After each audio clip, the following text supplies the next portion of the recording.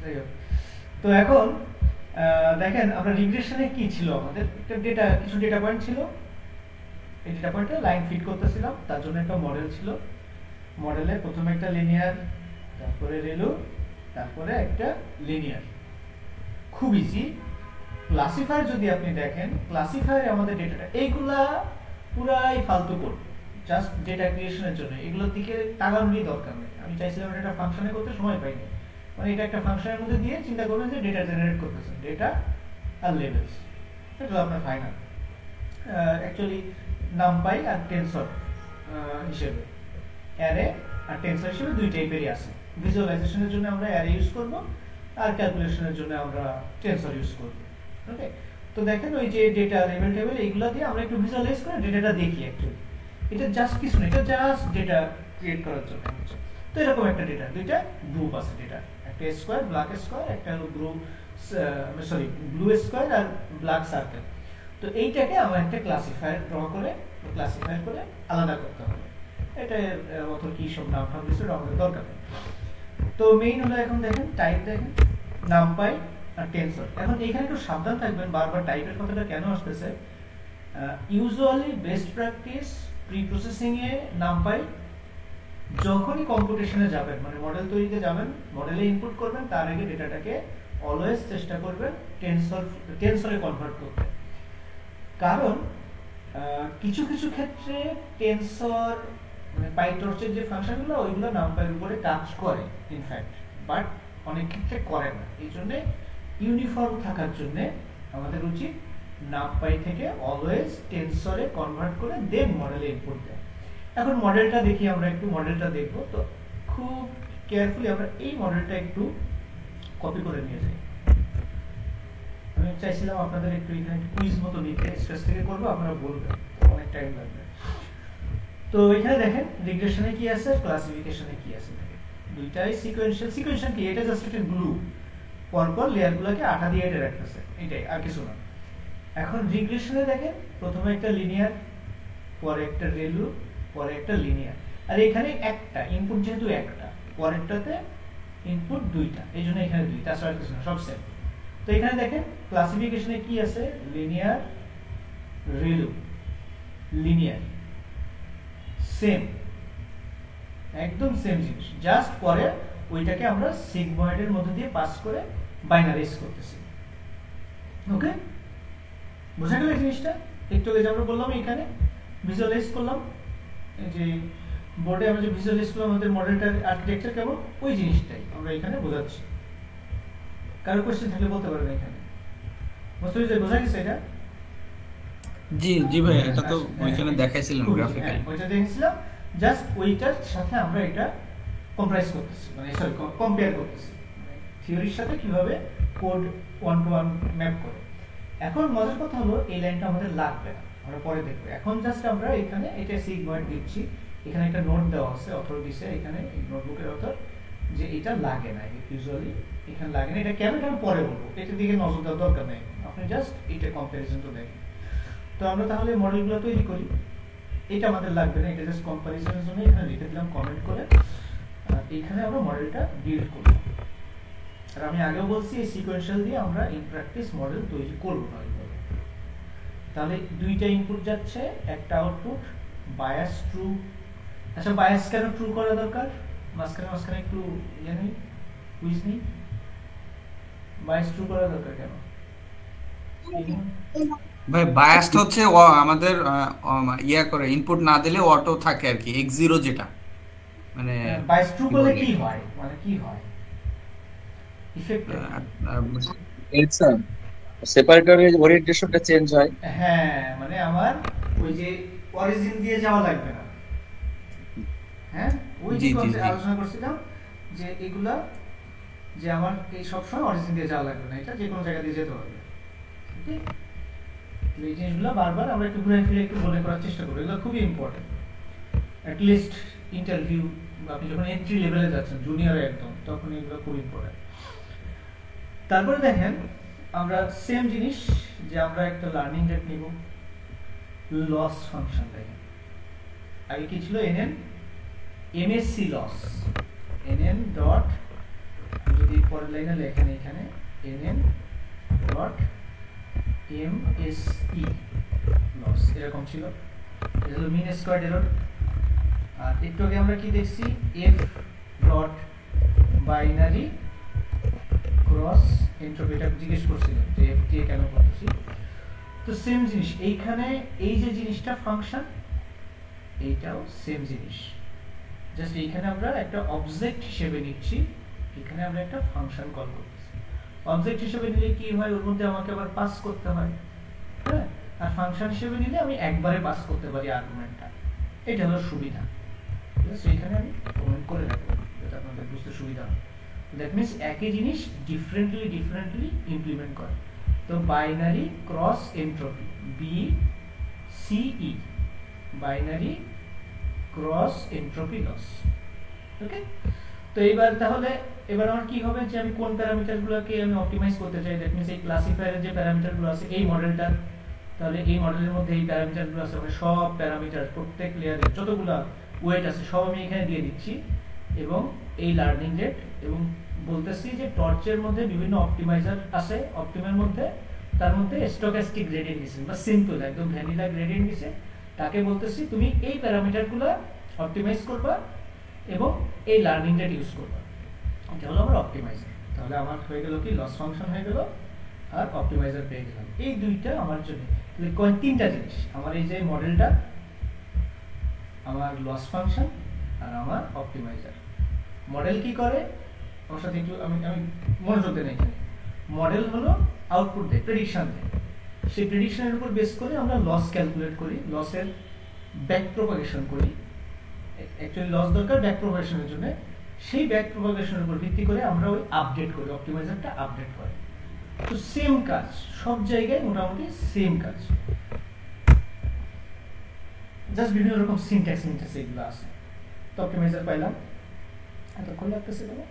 আচ্ছা, তারপর দেখেন আমি কতবার লুপ চালাইতে চাই, কোন লুপ চালাবো, আমার ট্রেনিং এর একটা স্টেপ কিভাবে কাজ করে। প্রথমে এইদিকে খেয়াল করি, ফরওয়ার্ড পাস, মডেলের মধ্যে ডেটা দিই, ইনপুট ওয়াই হ্যাট প্রেডিকশন পাচ্ছি, ওই যে লস ফাংশন, ওই লস ফাংশনের মধ্যে প্রেডিকশন আর অ্যাকচুয়াল লেভেল দিচ্ছি, লসটা পাচ্ছি। এইবার লসের ব্যাকওয়ার্ড ক্যালকুলেশন করতেছি, ডেরিভেটিভ ক্যালকুলেশন করতেছি, আর ওই এইটা ডেরিভেটিভ ক্যালকুলেট করা মানে কি, প্রত্যেকটা প্যারামিটারের সাপেক্ষে প্রত্যেকটা প্যারামিটার সাপেক্ষে লসের ডেরিভেটিভ, লস ফাংশনের ডেরিভেটিভ। তারপরে ওই যে আপডেটটা, যে w equals w minus alpha dj by dw, ওইটা হলো স্টেপ। আর এটা কেন করতেছি, ওই যে ডেরিভেটিভটা অ্যাকুমুলেট হতে থাকে, ওইটাকে প্রত্যেকবার আমাকে পাত্র খালি করতে হবে, ভেরিয়েবলটা খালি করতে হবে।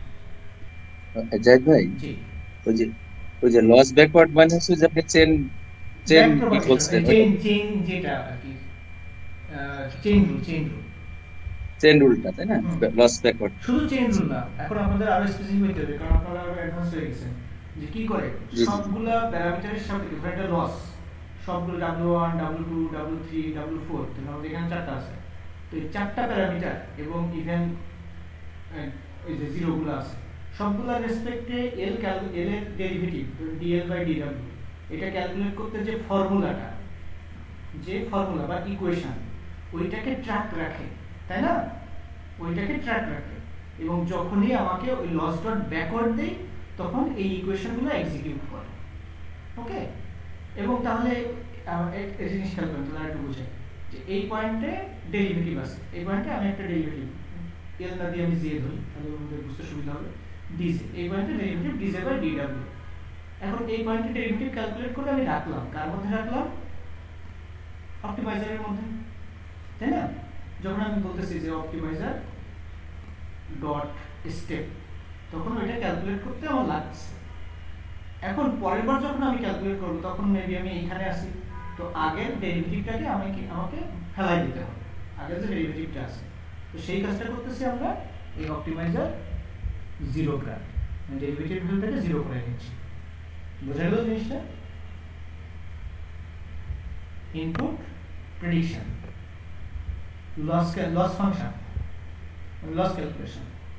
এইবার লসটার ব্যাক প্রপাগেশন করতেছি, দ্যাট মিন্স এইখানে অ্যাকচুয়ালি কি হচ্ছে, এইখানে ওই প্রত্যেকটা প্যারামিটারের সাপেক্ষে ডেরিভেটিভগুলো ক্যালকুলেট হচ্ছে এবং ওই ডেরিভেটিভটা নিয়ে অপটিমাইজার কিন্তু ওই ডেরিভেটিভটা নিচ্ছে ইন্টারনালি অ্যাজ ইফ এই লস ডট ব্যাকওয়ার্ড ইন্টারনালি অপটিমাইজারকে হ্যান্ডওভার করতেছে যে সবগুলো প্যারামিটারের সাপেক্ষে লসের ডেরিভেটিভ বের করলাম এবং সেই ডেরিভেটিভ ভ্যালুগুলো তোমাকে দিলাম, তুমি কি করো স্টেপ করো মানে আপডেট করো। কাদেরকে আপডেট করবা? এই প্যারামিটারগুলোকে আপডেট করো এই লার্নিং রেট সহকারে, ওই যে w = w minus alpha dz/dw।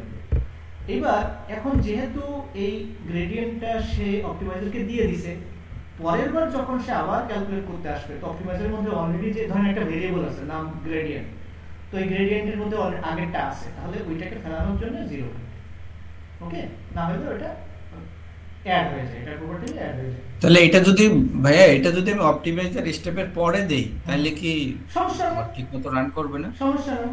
এখানে আপনি পরের বার যেহেতু আমরা জানি পাইথন লাইন বাই লাইন হচ্ছে রিড করে, আপনি পরপরই আপনি করে নিতে পারবেন যে অপটিমাইজার 0 গ্রেড করে নেবেন, কিন্তু সেফ দেখুন এর মধ্যে যদি আপনার আর কোনো ক্যালকুলেশন থেকে থাকে সামহাউ, হ্যাঁ, তাহলে যখন আমি একটা ডিপেন্ডেন্সিটা হওয়া উচিত ডিপেন্ডেন্ট, তাহলে যে যার উপর ডিপেন্ডেন্ট সে পরে যাবে, সরি সে আগে যাবে, যে এ ডিপেন্ডেন্ট এর উপর, তাহলে এ এক্সিকিউটার আগে এটা এক্সিকিউট করা বেটার। কিন্তু এই সিচুয়েশনে এটা পরে দেওয়া ঠিক আছে, কিন্তু ইউজুয়ালি যেটা মানে লজিক্যালি সাজাইতে গেলে যেটা ডিপেন্ডেন্ট হয় ওইটা আগে, মানে যেটার উপর ডিপেন্ডেন্ট হয় ওইটা আগে, আর যে ডিপেন্ডেন্ট হয় ওকে পরে দেওয়া ইউজুয়ালি বেটার লজিক্যালি। হ্যাঁ, তাহলে কি হবে মানে এখানে ব্যাপারটা এমন যে ওই পাত্রে আমি কিছু রাখবো, এর আগে পাত্রটা খালি করে দিচ্ছি, এরকম বিষয়। আর না হলে কি হবে, ইউজুয়ালি ভেরিয়েবলের ক্ষেত্রে আমরা কি জানি যে ধরেন যদি আমরা রাখতে যাই তাহলে অটোমেটিক্যালি খালি হয়ে যায়, কিন্তু এখানে অটোমেটিক্যালি হয় না, এখানে আমাকে ম্যানুয়ালি খালি করে দিতে হবে। এটুকুই পার্থক্য। এখন এই কাজটা আমরা কতবার করব? এই কাজটা আমরা একবার করব। ওকে, তো সিম্পল জিনিস, বুঝলে কিন্তু খুবই সিম্পল, না বুঝলে বুঝ কথা, নাইলে তেজ কথা। হ্যাঁ, এবার লসগুলো আমরা দেখতেছি, একটু লসগুলো একটু শো করি। এই যে লস তো এখনো মনে হয় লার্ন করার মতো আছে, একেবারে ফ্ল্যাট হয়। তো আপনারা এটা বারবার ইনিশিয়ালাইজ করে লার্ন করে দেখতে পারেন, মানে সরি এক্সপেরিমেন্ট করে দেখতে পারেন। এইবার দেখেন ফাইনালি আমরা হলো একটা প্রেডিকশন করব এবং এখানে একটা ব্যাড প্র্যাকটিস আছে, একটা টার্ম ছিল ক্রস ভ্যালিডেশন, সেটা আমরা এখানে মানতেছি না। কি বোঝাইতে চাচ্ছি বলতে পারবেন? এইখানে যে পারফরম্যান্সটা পাবো এটা অ্যাকচুয়ালি ভালো মানে মেজর না, মডেলটাকে ইভালুয়েট করে কেন এই ডেটা দিয়ে। এটা হলো ট্রেনিং ডেটা, ট্রেনিং ডেটা দিয়েই আমি ট্রেন করছি এবং সেই ডেটা দিয়েই আমি ইভালুয়েট করতেছি এখানে। ওকে, দ্যাট মিন্স এটা ভালো ইভালুয়েশন হচ্ছে না, এখানে ভ্যালিডেশন স্প্লিট করি নাই। ওই যে ভাইয়া ওই যে 10টা 15টা ভাগ করতে হবে ওইটা, সেটা ওই যে ভ্যালিডেশন মানে আমার একটা ভ্যালিডেশন সেট নাই, আমি আলাদা যেই ডেটা দিয়ে তাকে শেখাইছি, মানে যেই অঙ্কগুলো দিয়ে তাকে শেখাইছি সেই অঙ্ক দিয়ে গেলে পরীক্ষায় দিচ্ছি, পরীক্ষা নিয়ে সে ভালো করতেছে। তো এখন দেখেন এটা আমাদের কনসার্ন এখন নয়, এটা পরে, কিন্তু যেহেতু আপনারা জানেন এই জন্য বলে রাখলাম। এখন দেখেন এখানে ইনপুটগুলো দিচ্ছি, ফাইনাল একটা প্রেডিকশন দিচ্ছি, তারপরে প্রেডিকশন ফাইনালি কি আউটপুট দেয় এটা একটু দেখেন। মডেলের শেষে কি আছে? আছে সিগময়েড। তাহলে সিগময়েড কি আউটপুট দেয়? 0 থেকে 1 এর মধ্যে কিছু একটা আউটপুট দেয়, তাহলে ওইটাকে আমাকে এখন ওই 0.5 এর উপর নিচে করে নিতে হবে ডিসিশন বাউন্ডারির জন্য। যে 0.5 এর উপরে যা আছে সেগুলো পজিটিভ প্লাস, 0.5 এর নিচে যেগুলো আছে নেগেটিভ প্লাস। তো তাহলে এই জিনিসগুলো আমরা করি। তো আমি একটুখানি যদি দেখাই, ধরেন প্রিন্ট করলাম, প্রিন্ট প্রেডিকশনস,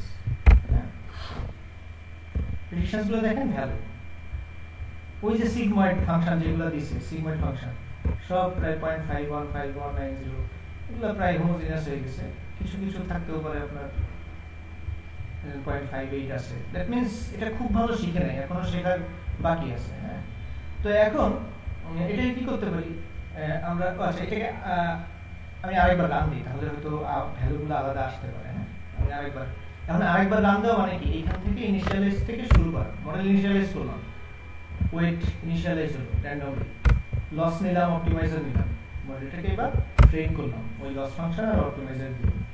এবার লসটা শো করে দেখি, তো একই রকম আসতেছে। আরেকটা জিনিস এইখানে দেখেন ডিট্যাচ, এটা কেন দিছিলাম মনে আছে? ডিট্যাচ কেন দিছিলাম? ওটাকে কি আবার আমরা নাম পাইতে কনভার্ট করে নিলাম?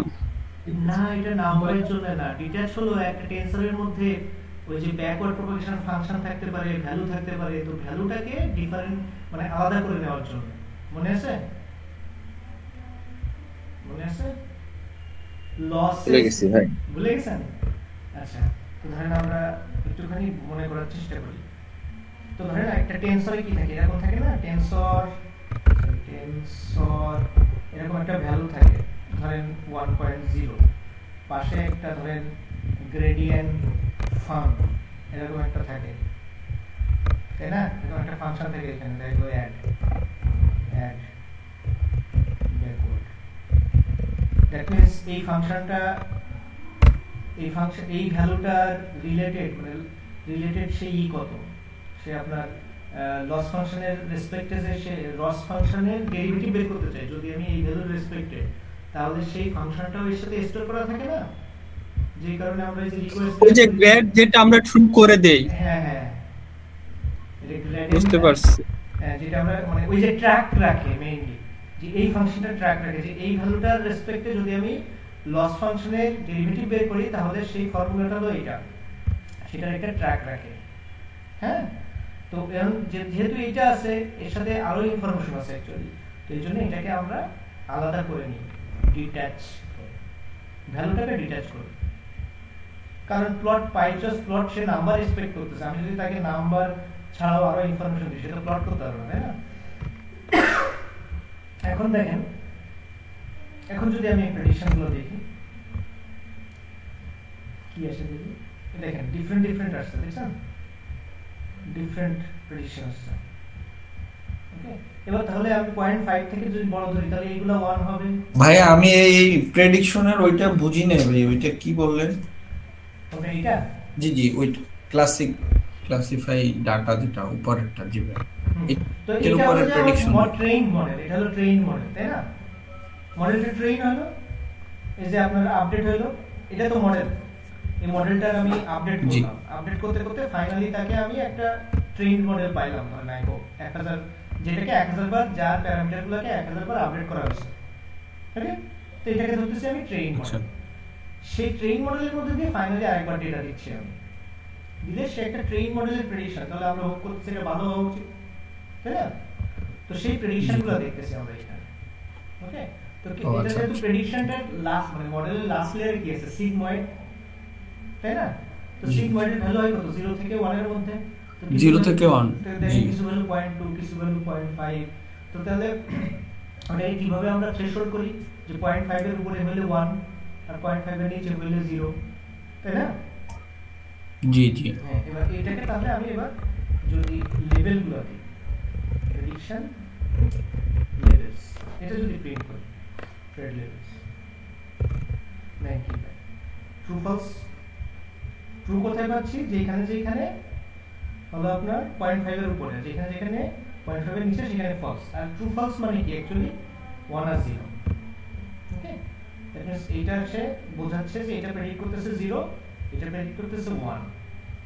ওকে, এটা হলো এখান থেকে প্রেডিকশন, মানে এখানে বাইনারি আমরা করে নিচ্ছি, এটাকে আপনি ইন্ট করে নেন বা যাই করে নেন, এটা জাস্ট 1 আর 0।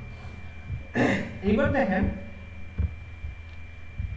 আমি খুঁজে বের করতেছি কোথায় মিসক্লাসিফাই হয়েছে, মানে কতগুলো মিসক্লাসিফাই হয়েছে। তো আমি বের করতেছি, প্রথমে এটা খেয়াল করেন যে প্রেডিকশন লেভেলস কোথায় অ্যাকচুয়াল লেভেলের ইকুয়াল না। ওকে, প্রেডিকশন লেভেলস তো ট্রু ফলস মানে 1 0, মানে যেখানে দেখা গেল অ্যাকচুয়াল লেভেলে 1 আছে বাট প্রেডিকশন লেভেলে 0 আছে, অ্যাকচুয়াল লেভেলে 0 আছে, প্রেডিকশন লেভেলে 1 আছে, সেই মিসম্যাচগুলো খুঁজে বের করতেছি, নট ইকুয়াল। এবার কোথায়, মানে কতগুলো জায়গায় আছে, তাহলে সেইটা হলো আমার সেই টোটাল মিসক্লাসিফাইড নাম্বার।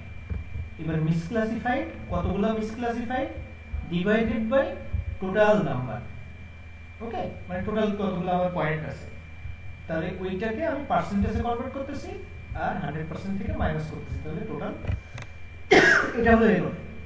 তাহলে এটা পার্সেন্টেজে এরর, তাহলে 100 থেকে বিয়োগ করলে এটা পার্সেন্টেজে অ্যাকুরেসি। তাহলে আমার ফাইনাল অ্যাকুরেসি হচ্ছে 9। ভাই তাহলে জিরোটা কেন? জি মিসক্লাসিফাইড এর ওইখানে প্রেডিকশন লেভেল আর হচ্ছে অ্যাকচুয়াল লেভেল। এটা হলো একটা দেয় আপনাকে লিস্ট দিবে, তার প্রথমটা আপনি জাস্ট নিচ্ছেন। ও আচ্ছা আচ্ছা, নাম্বার একটা অ্যারে না, নাম্বার সবকিছু জি অ্যারে। জি আচ্ছা বুঝতে পারছি। আচ্ছা, এবার যদি আমি এটা প্লট করি, এটা জাস্ট কিছু কনভেনিয়েন্ট প্লট আছে এখানে, এগুলো তো বোঝার দরকার নেই, জাস্ট ভিজুয়ালাইজ হবে যে কোনটা মিসক্লাসিফাই হয়েছে, কোনটা অ্যাকচুয়ালি ব্লু, কোনটা ব্ল্যাক। তো এটা ব্লু হয়েছে কিন্তু এটা অ্যাকচুয়ালি হওয়া উচিত ছিল ব্ল্যাক, এই জন্য এটা মিসক্লাসিফাই। তাহলে আপনি যদি এস্টিমেট করতে চান তাহলে মেবি এইখান দিয়ে আমাদের লাইনটা গেছে, বা এইখান দিয়েও না অ্যাকচুয়ালি, হ্যাঁ এইখান দিয়ে আমাদের লাইনটা গেছে, মানে এগুলো ব্লু ছিল, ব্ল্যাক প্রেডিক্ট করছে, দেখুন সেগুলো এগুলো। তাহলে জাস্ট 90% অ্যাকুরেসি কেমন দেখায়। হ্যাঁ, তো মেইন কনসার্ন আমাদের এগুলো না, এগুলো ভিজুয়ালাইজেশন। আমি ওনার কোডগুলো নিচ্ছি কারণ এগুলো ভিজুয়ালাইজেশন, এই কোড আমার লেখা লাগবে না মেইনলি। আর ওনার একটা ক্লেম আছে যে আমি এডুকেশন পারপাসে এটা ইউজ করতে পারি, পাবলিক মেটেরিয়াল। তো এখন দেখেন যে এই জিনিসগুলো ইম্পর্টেন্ট, যে এখানে 0.5 দিচ্ছে, আরেক জায়গায় দেখবো যে আমরা 0 দিব, এটা পরে। তো এইবার মেইন ডিফারেন্স হলো লস, বিসি লস একটাই জিনিস এখানে মেইন ডিফারেন্স, বিসি লস। আর কেন ইউজ করতেছি, ইজ সিগময়েডের জন্য। ওকে, তাহলে এই জিনিসগুলো যে নিটিগ্রিটি ডিটেইলস এগুলো জানবেন, পরে যখন বড় মডেল ইউজ করবেন তখন দেখবেন যে অ্যাকচুয়ালি ওগুলো বেশি একটা প্যারা লাগতেছে না, কারণ আপনি সিম্পল জিনিসগুলো আগে ওভারকাম করে আসছেন। এগুলো জাস্ট এই কোডেই থাকবে, এই পরিমাণ, মানে এই সেম সিকোয়েন্সের কোড থাকবে, forward pass, loss, backward pass. Just এখানে আরো অনেক, দেখা গেল ফরওয়ার্ড পাসের এখানে আরো অনেক কোড অ্যাড হবে, দেখা গেল কমপ্লেক্স আরো কোড, দেখা গেল নেটওয়ার্কটা কমপ্লেক্স, আর অনেক টাইপের কোড অ্যাড হবে। মেবি দেখা গেল যে মডেলটা আরো কমপ্লেক্স হবে, দেখা গেল কনভলিউশনাল নেটওয়ার্ক, আরএনএন, এগুলা সিএনএন আপনার অ্যাড হবে, কিন্তু মেইন কনসেপ্ট সেম। ওকে, এখন সিকোয়েন্সিয়াল করতেছি, এটা একটা ফাংশন বেস করতে পারি, এরপর আমরা ক্লাস বেস করব, কিন্তু আন্ডারনিথ প্রিন্সিপাল সেম। ওকে, এনি কোশ্চেন? কারো কোন কোশ্চেন আছে? রাইট ভাই, ওই যে মডেল যেটা মিসম্যাচ করলো, যে দেখলেন যে আসলে 0, এটা আসলে কেন হয়? ডেটার কারণে নাকি এটা মডেল মিসক্লাসিফাই করে না, মিসম্যাচ করে না? দেখো আপনি মেশিন লার্নিং মডেল তো আপনার 100% অ্যাকুরেট হয় না, আমরা এক্সপেক্ট করি হবে না। সেটা আমরা খুঁজে বের করার চেষ্টা করতেছি। এটা ভাইয়া যাই হোক, এবার আমরা হলো